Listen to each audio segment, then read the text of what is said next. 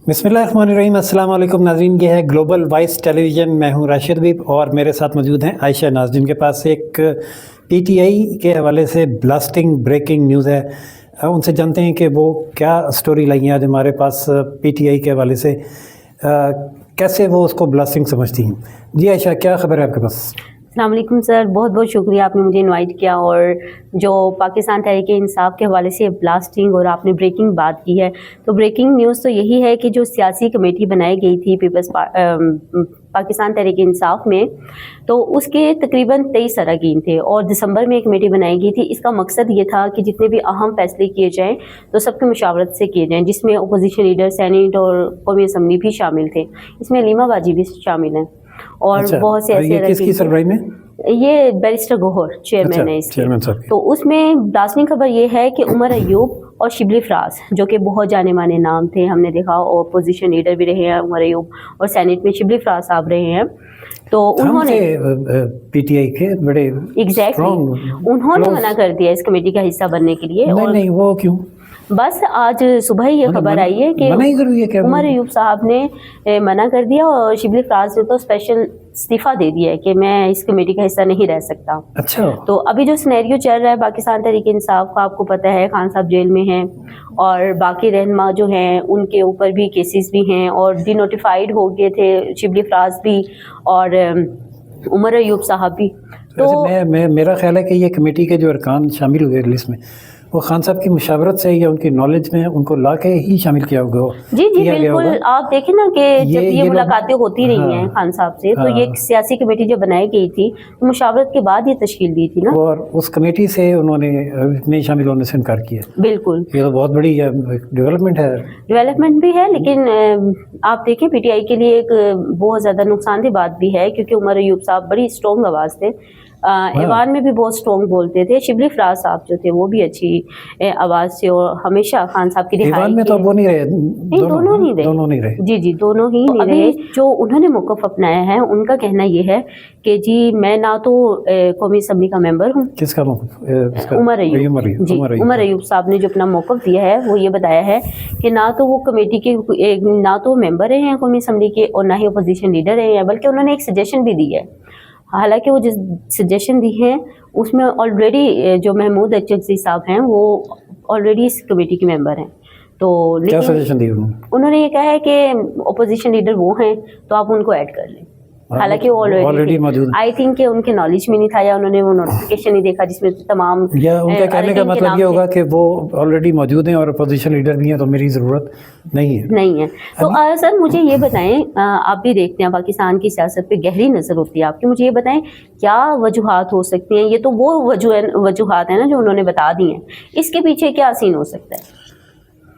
देखिए, इसमें जो मुझे लगता है वो कुछ चेयरमैन से, बानी से तो इख्तलाफ नहीं करते ये लोग, उनको तो वो लब्बैक कहते हैं उनकी हर बात पे, चाहे वो उनको पसंद आए या ना आए। और पार्टी डिसिप्लिन होता भी यही है कि जो पार्टी लीडर है उसको आप फॉलो करें। और ये अगर कमेटी से निकले तो इसकी वजह जो है वो चेयरमैन से इख्तलाफ हो सकता है। अच्छा।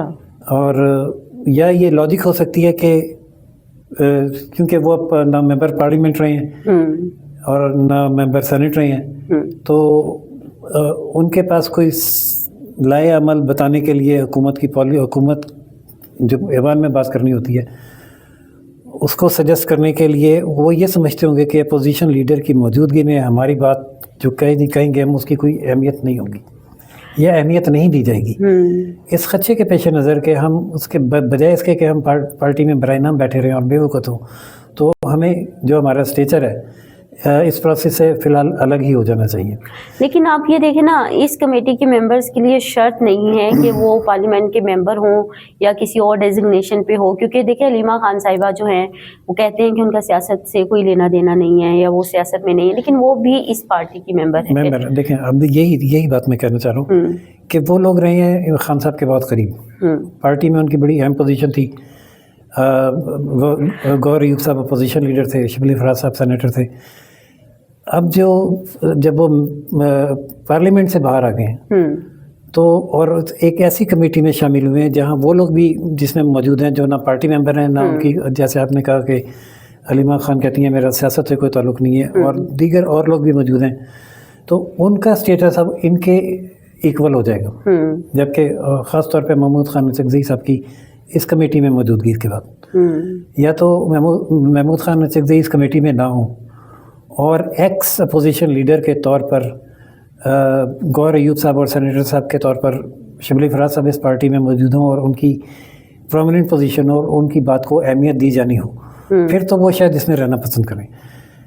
میرے حساب سے ایک لحاظ سے تو انہوں نے یہ ٹھیک ہی فیصلہ کیا ہے، لیکن جو پی ٹی آئی کے ووٹرز ہیں وہ اس کو کس انداز میں لیتے ہیں یہ کہنا میرے لیے تھوڑا سا مشکل ہوگا۔ آپ بتائیں، آپ کے ذہن میں کیا آتا ہے کہ کیا اچھا جس وہ حد اس کو تک ان کو میں مایوسی ہوگی یا وہ اس کو ٹھیک فیصلہ سمجھیں گے؟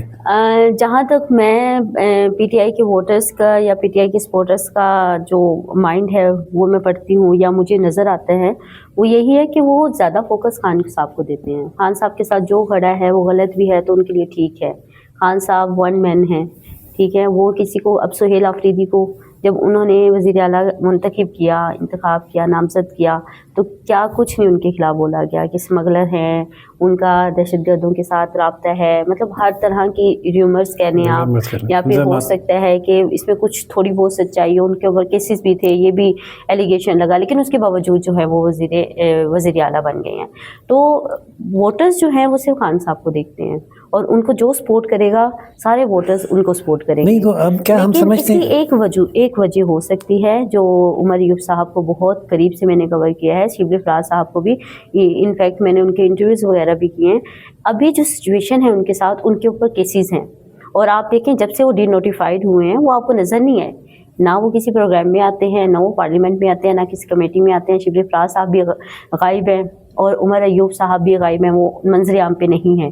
تو ہو سکتا ہے کہ ان کے اوپر جو کیسز ہیں تو بالکل پریشر بھی ہو سکتا ہے۔ اگر پریشر میں آ کے انہوں نے خود کو اس کمیٹی سے الگ کیا ہے تو پھر وہ اس کا مطلب ہے کہ وہ خان صاحب کو ناراض کریں گے، کیونکہ وہ خان صاحب کی مشاورت سے یا ان کے کہنے پہ کمیٹی میں شامل کیے گئے ہوں گے، اور اگر وہ کسی کے پریشر پر کمیٹی سے الگ ہو رہے ہیں تو پھر وہ پارٹی سے بھی الگ ہو جائیں گے، اور ایسی صورت میں ووٹرز کو تو کوئی فرق نہیں پڑے گا۔ لیکن ہم نے دیکھا یہ ہے کہ پی ٹی آئی سے جو بھی اب تک الگ ہوا ہے اس نے سفر کیا ہے، پارٹی کی اسٹرینتھ پہ کوئی فرق نہیں پڑا۔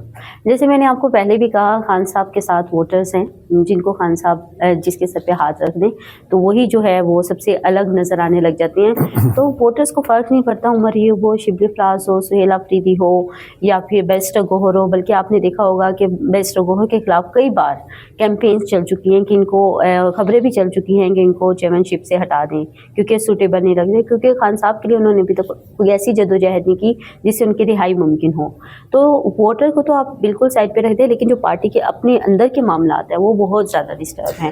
وہاں پر ہر ایک کا موقف ڈفرینٹ ہے، کون کیا کہہ رہا ہے، کس کے ساتھ کیا تعلق ہے، بات ایک نہیں ہے۔ اگر یہ کمیونیکیشن یا کوآرڈینیشن کے ساتھ چلیں اور ان کی بات ایک ہو تو ہو سکتا ہے کہ پارٹی کو مضبوط کرنے میں بھی ان کا ایک موقف جو ہے وہ کام کرے، لیکن مسئلہ یہی ہے اس پارٹی کا کہ ہر ایک اپنا، سلمان اکرم راجہ وہ اپنا کہہ رہے ہیں، جنید اکبر صاحب وہ اپنی بات کر رہے ہیں، بیرسٹر گوہر کول ہیں، ٹھیک ہے، وہ ویسے وہ مجھے پرسنلی بھی اچھے لگتے ہیں کیونکہ وہ بہت اسٹریٹجی کے ساتھ چلتے ہیں، وہ بہت گھنے ہیں، وہ اس طرح چلتے ہیں کہ نہ ووٹر کو ناراض کرنا ہے نہ خان صاحب کو ناراض کرنا ہے، اس لیے مجھے لگتا ہے ابھی تک وہ چیئرمین شپ پہ قائم ہیں۔ ادروائز اتنی کیمپینز ان کے خلاف چلی تھی اور اگر وہ کیمپین کامیاب ہو جاتی تو وہ سیٹ پہ نہ رہتے۔ اچھا، اس میں ایک اور جو اینگل میں دیکھ رہا ہوں، جیسے پی ٹی آئی اور پی ٹی آئی کا ووٹر سخت خلاف ہے خاندانی یا وراثتی سیاست کے، اور ان کی جو بہن ہے جو علیمہ خان، جی علیمہ خان ہیں، اس کمیٹی کی رکن بھی ہیں،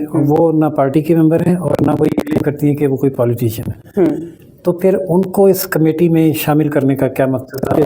میرے خیال ہے اس کا فیکٹر کچھ ڈفرینٹ ہے، اور فیکٹر یہ ہے کیونکہ علیمہ خان کی ملاقات خان صاحب سے ہوتی رہی، ابھی پارٹی میں کس کی چلتی ہے؟ سہیل آفریدی کس کی سنتا ہے؟ ابھی علیمہ خان کی چل رہی ہے۔ آپ دیکھیں مجھے جانا ہوتا ہے ڈیالہ کے باہر، وہی پروٹیسٹ کرتی ہیں ان کی بہنیں، وہی خان صاحب کی رہائی کے لیے لوگوں کو موبلائز بھی کری ہوتی ہیں، کال بھی دے رہی ہوتی ہیں، آئیں ڈیالہ کے باہر بیٹھے۔ اس وجہ سے یہ کلیم تو غلط ہے نا کہ ان کا پالیٹکس سے تعلق نہیں ہے، تو بہت زیادہ ان ہے۔ ہاں، یہ ایڈمٹ کر लेना चाहिए अब उनको, हाँ, क्योंकि वो क्लोज करीब हैं, तो उनको ये एडमिट कर लेना चाहिए कि अगर वो प्रॉपर अनाउंस कर देती हैं, हो सकता है कि वर्कर्स के लिए या वोटर्स के लिए खुशाइन बात हो और वो खुल के सपोर्ट करें। खुल के सपोर्ट करें जी तो बड़ी अच्छी आपने आज एक खबर दी हमें और ब्रेकिंग स्टोरी के तौर पे, जी और वाकई ये एक बड़ी डेवलपमेंट है सियासी कमेटी में पीटीआई की। अभी ये 2 सीटें खाली हैं। नहीं 2 सीटें फिल हो गई हैं, नोटिफिकेशन जारी किया है जिसमें जुल्फी बुखारी और साथ में जो इंतज़ार पंजोता है उनको लिया गया। जी उनको लिया गया है। और वैसे ज़राए का ये कहना है कि शिबली फराज से और उमर अयूब से राब्ते जारी रखे हुए हैं, उनको मनाने की कोशिश की जा रही है कि वो आएँ और अपनी खिदमात सर अंजाम दें, क्योंकि उनका एक पॉलिटिकल बैकग्राउंड है, खान साहब के करीब रह चुके हैं, सियासत को समझते हैं और अच्छे मशवरे दे सकते हैं। तो ये पॉलिटिकल कमेटी बनाई ही आपके इसलिए ज़राए के जो ये अल्फाज हैं कि राब्ते जारी है और मनाने की कोशिश की जा रही है, ऐसा लगता है कि वो नाराज़ है। तो नाज़रीन, बातों बातों में अब ये खबर भी निकल आई कि वो नाराज़ है और नाराज़गी की वजह से लगे हुए। देखें कि ये 23 अरकान की कमेटी 23 है ना, जी जी उन दोनों को मना सकती है नहीं, और आगे अगर कमेटी की तश्कील में ही इतने इख्तलाफात आ गए हैं तो ये कमेटी कितनी इफ़ेक्टिव होगी और क्या हिकमत अमली कामयाबी से बना पाएगी और उन पर मज़ामत भी कर पाएगी। 8 फरवरी आ रहा है, 8 फरवरी के हवाले से कमेटी का बड़ा किरदार होना चाहिए, बिल्कुल होना चाहिए। देखते हैं कि क्या हिकमत अमली सामने आती है। जो भी नई डेवलपमेंट हुई आयशा हमारे लिए लेके आएंगी, पीटीआई कवर करती हैं और हम फिर आपको उससे भी आगे करेंगे। इजाज़त दीजिए, अब तक के लिए इतना ही। राशिद बीब और आयशा नाज को ग्लोबल वॉइस टेलीविज़न से चैनल लाइक, सब्सक्राइब और शेयर करना ना भूलिएगा। अल्लाह हाफ़िज़। अल्लाह हाफ़िज़।